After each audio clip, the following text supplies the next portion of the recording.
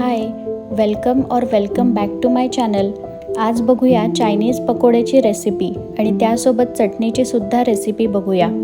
सगळ्यात आधी मी मिरची लसूण मिक्सरमधून वाटून घेतलं आहे. आता पातेलीत थोडं तेल घालायचं आहे. त्यात वाटलेली मिरची लसूणची पेस्ट घालायची आणि ती ढवळून त्यात 1 बाउल पाणी घालायचं आहे.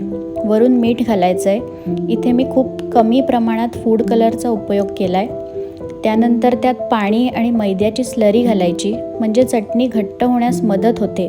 अशा प्रकारे आपली चटणी रेडी आहे. आता पकोडे करायला घेऊया.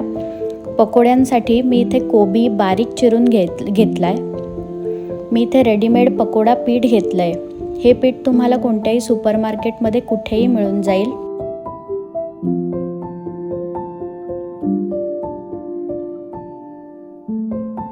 आपल्याला पीठ व्यवस्थित मळून घ्यायचं आहे. पीठ हे मळून झाल्यावर त्याचे पकोडे कडकडीत तेलात आपल्याला तळून घ्यायचे आहेत.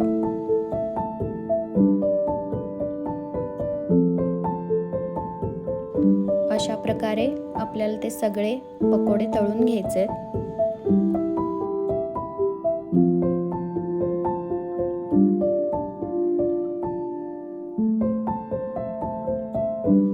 किती छान रंग आलाय बघू शकता तुम्ही. आता हे एका बाउलमध्ये पकोडे घालून त्यावर चटणी आणि कोबी घालून खायला सर्व करायची. रेसिपी आवडली असेल तर नक्की लाईक, शेअर, कमेंट आणि सबस्क्राईब करायला विसरू नका. थँक्यू.